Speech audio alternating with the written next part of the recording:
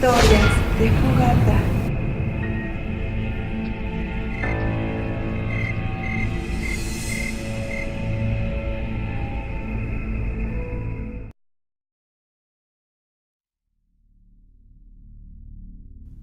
¿Los creepypastas son ciertos? Sí. Hay historias de terror publicadas en internet. ¿Crees que son falsas? ¿Que solo son para asustar a tímidos adolescentes? ¿Que jamás existió o existe Slenderman? ¿O Jeff the Killer? ¿O el propio Smile.dog? Creer que los creepypastas no son ciertos es un error muy estúpido que nunca debe cometerse. Nunca se debe poner en duda la veracidad de estas historias. O puede que algún día acabes destripado en un callejón o secuestrado por una enorme criatura en un bosque, o asesinado brutalmente por un adolescente sin ojos y un líquido negro saliendo por los mismos.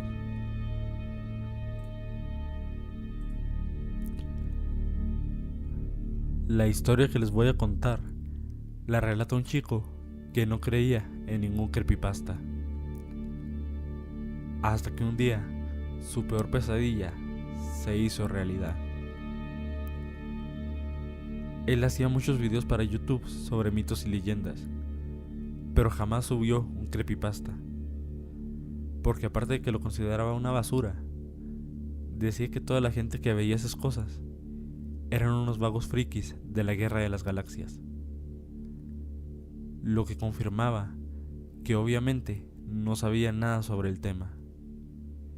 Es más, era capaz de estar horas y horas delante de un PC insultando a los que sí les gustaban los creepypastas. Les decía cosas como: deja de ver esa basura y ponte a ver algo más decente, sopenco. Total, que la comunidad creepypastera empezó a odiarlo. Pero entonces se envalentonó y decidió hacer un video criticando a los creepypastas. Al fin y al cabo, son solo historias, ¿no? Este chico empezó a ser perseguido. La gente le insultaba por las calles. Sus amigos le dejaron de lado y jamás dejaba que nadie viese sus muñecas. Seguro puedes imaginar por qué. Lo peor de internet es que no sabes quién está viendo tu video. Así de peligroso es. Este chico no lo sabía, pero su video cayó en las manos de un hacker llamado Shiva. Un hacker que consiguió su dirección y la publicó en el sitio más peligroso que existe. Todos los criminales, mafiosos y hackers vieron su nombre y su dirección. E incluso también los creadores del creepypasta más sanguinario que se conoce. Por lo que no dudaron en hacerle sufrir a ese chico la pesadilla más macabra, un encuentro con los creepypastas más terroríficos: Slenderman, Jeff the Killer y Eyeless Jack.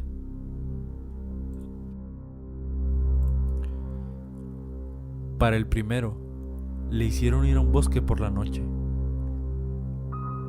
Para ello, se hicieron pasar por unos amigos suyos y le dijeron que fuera a dicho bosque. Desde ello, hicieron unos dibujos idénticos y los colgaron en los árboles. Y uno de ellos se disfrazó de Slenderman. Aquel chico fue trasladado a un hospital psiquiátrico después de la terrorífica noche que le hicieron pasar a aquellos degenerados. Luego vino Jeff, que lo visitó en el hospital psiquiátrico y le hizo vivir una experiencia de terror extremo.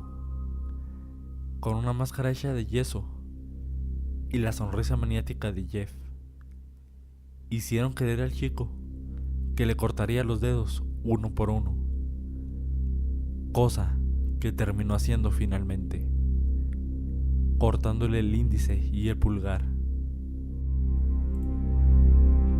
lo tuvieron que poner en aislamiento, donde lo visitaría el último de los creepypastas, Eyles Jack. Aquella noche, el chico murió desangrado, dado a que Eyles Jack le había arrancado los ojos.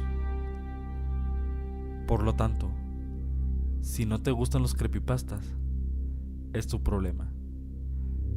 Pero jamás critiques ni pongas en duda su veracidad, o ya sabes lo que te pasará. Aunque, al fin y al cabo, esta es una historia más, ¿no?